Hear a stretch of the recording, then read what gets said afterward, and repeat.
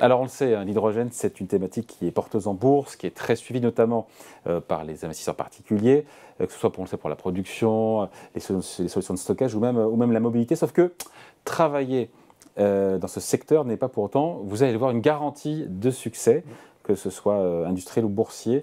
Illustration avec la société Opium. Bonjour Laurent. Bonjour David. Laurent Grassin, directeur de la rédaction de Boursorama. Ça ne parle pas à tout le monde, Opium avec un H évidemment. Oui. Un petit peu d'histoire de la société qui a été introduite en bourse fin 2020. Exactement, décembre 2020, introduction sur Euronext Access, vous savez, ce marché qui serait peut-être le lointain descendant du marché libre pour les vieux comme nous. Marché OTC. Ouais, avec, vous savez, c'est pas coté en continu, vous avez 2 fixings quotidiens. Opium se présente alors, vous l'avez dit David, comme un constructeur français de voitures haut de gamme. Particularité, ce ne sont pas des voitures comme les autres, ce sont des voitures à hydrogène avec l'objectif de devenir le leader de la mobilité dans ce domaine. À sa tête, on retrouve Olivier Lombard, un jeune entrepreneur de 30 ans. Il a été notamment vainqueur aux 24 heures du Mans dans la catégorie LMP2, je le précise parce qu'il y a plusieurs catégories. Soyons précis, en 2011. Et c'est pas tout à fait le portrait type de l'entrepreneur. Il a des bagues, des chaînes, des tatouages sur les mains. Donc voilà, ça détonne un petit peu dans le contexte feutré un petit peu de l'industrie automobile. L'introduction était plutôt discrète, mais avec un cours de bourse qui lui va être beaucoup moins. Avec une très très belle progression à la clé. Oui, à l'époque, quand on parle forcément de ce constructeur, le nom qui arrive assez rapidement, c'est « et pourquoi ce ne serait pas le prochain Tesla ?» français. Eh bien oui, le Tesla français.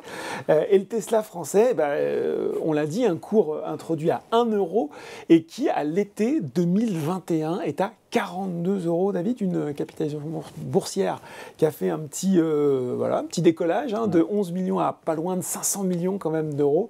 C'est en juin 2021 qu'on dévoile pour la première fois ce qui va être le prototype, en tout cas le modèle phare du groupe, la Opium Machina Vision. Alors c'est un véhicule élancé, il est assez joli, hein, c'est une belle voiture, 500 chevaux, une autonomie annoncée de 1000 km, donc ça tranche par rapport à l'autonomie des véhicules électriques. La facture, la modique somme de 120 000 €. La bagatelle de 120 000 €. Ouais, c'est une broutille, une pécadille. Voilà, exactement, on en achète toutes les semaines. Et des premiers modèles attendus en 2025. C'est aussi toute une histoire d'industrie française, puisque bien sûr c'est une société française et a priori qui doit fabriquer ces véhicules sur le site de Douin, c'est dans l'Eure. Donc voilà, une histoire qui commence bien avec des ventes, 8000 ventes annuel escompté à l'horizon 2030 sur ce modèle, la Machina Vision. Tout ça semble fou, parce que la marque, elle sort de nulle part, oui. Ce qui ne l'empêche pas de faire parler d'elle et beaucoup parler d'elle. Ça fait du buzz, David, à tous les étages. Partenariat, alors avec des choses sérieuses quand Tangible, même, mais à décrypter quand même un petit peu. C'est là où il faut un petit peu se méfier quelquefois de l'écume des vagues. Un accord avec Plastic Omnium dans le système de stockage de l'hydrogène. Donc ça, a priori, ça semble plutôt logique quand on fait une voiture à hydrogène d'avoir un accord avec un groupe qui est référent dans ce domaine. Il y a eu un transfert sur Euronext Growth en janvier 2022. Donc là, le cours qui était au Fixing passe coté en continu. Donc, plus facile d'acheter pour les investisseurs particuliers. C'est là aussi où, bon, il y aurait peut-être des choses à dire. Ce dont vous avez forcément entendu parler, un ancien ministre des Transports, en l'occurrence Jean-Baptiste Djebbari, qui rejoint le board au printemps 2022. Et même ce protocole d'accord qui tombe, je crois, il y a le salon de l'automobile en juin 2022 et protocole d'accord qui tombe en octobre 2022 avec Crédit Agricole, plus particulièrement la filiale Crédit à la consommation de Crédit Agricole, qui dit si jamais vous êtes capable de produire cette voiture à hydrogène en l'an 2025, on vous en achète 10 000, ce qui, quand on fait la multiplication par rapport au prix catalogue, ce qui n'est sans doute pas ce qui avait été convenu, mais on arrive à la somme rondelette de 1,2 milliard d'euros. En tout cas, c'est la somme qui s'affiche dans la presse, c'est ce qui fait parler aussi, même si derrière ce protocole d'accord, il n'y a pas véritablement d'engagement ferme de la part de la filiale de Crédit Agricole. Tout ça fait saliver, la route semble toute tracée, sauf qu'aujourd'hui, on ne parle plus trop d'accélération d'Opium, mais plutôt de sortie de route, et vous me pardonnerez les jeux de mots. Pas mal. Oui, parce que en coulisses, c'est un peu un autre scénario qui joue, un scénario assez classique pour ce type de jeu de société. Qu'est-ce qui se passe? On se lance, on a un projet porteur. Souvent, on recrute, donc les charges d'exploitation, les charges externes explosent. Un petit chiffre, David, les charges d'exploitation à la fin du premier semestre 2022, c'était 11,7 millions d'euros contre 3 millions au titre du premier semestre 2021. Voilà, donc tout ça, ça laisse un petit peu. Les pertes annuelles atteignent 10 millions d'euros et une trésorerie qui passe entre le 31 décembre 2021 à, je crois que c'est fin juin, au moment des trimestriels, de 4,9 millions d'euros à 0,02 millions, dit comme ça, 20 000 euros. Vous avez plus sur votre compte en banque? Non, je pensais plutôt au vôtre, mais évidemment. En tout cas, voilà. Une autre chose aussi qui, là, quand on est investisseur individuel, à mon sens, doit être un petit peu un signe d'alerte, c'est que quand on a besoin de financement, on commence à avoir recours à des equity lines, à des obligations convertibles, avec le risque que ça dilue énormément les actionnaires, et puis ça capte toute remontée du cours avec ces opérations fréquentes, à tel point qu'en décembre dernier, il y a quand même une sonnette d'alarme. C'est Sylvain Laurent qui est venu d'Asso Systèmes, qui devient directeur général, et Olivier Lombard, lui, est relégué au poste de directeur général adjoint en charge du produit Opium Makina. Bon, la société nous dit aujourd'hui qu'elle aborde une phase de rééquilibrage. Oui. Et comme d'autres boîtes de la tech qu'on a commenté ici, évidemment, il y a des licenciements et puis il faut trouver le nerf de la guerre de l'argent. C'est ça, exactement. Vous l'avez dit, des licenciements. Une société qui a levé déjà 70 millions d'euros. On pourrait se dire d'ailleurs qu'au vu du projet industriel, c'est relativement peu. Elle explique qu'elle doit encore mobiliser 200 millions d'euros dans les 2 à 3 prochaines années. Alors, bien sûr, on espère l'arrivée de nouveaux partenaires industriels, on espère aussi des aides de la région dans laquelle est implanté le futur site, éventuellement celle de l'État, pourquoi pas, puisque je rappelle, David, qu'il y a ce plan, 9 milliards d'euros dans la filière hydrogène d'ici à 2030.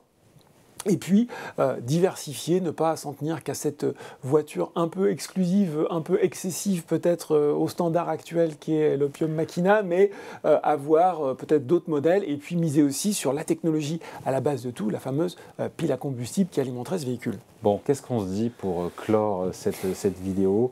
Quand on est, pour celles et ceux qui nous regardent, actionnaires individuels, on se dit quoi? Que c'est un contretemps, c'est une mauvaise passe, c'est un trou d'air, ou que ça sent un peu le sapin et que c'est compliqué cette histoire? Ouais, mais je pense que c'est une vraie, pas une vraie leçon. Alors déjà, on n'est jamais content quand une entreprise française connaît des difficultés. C'est pas le but de dire ah bien fait, non. C'est jamais drôle. Voilà, vous l'avez dit, il y a des licenciements, des difficultés économiques.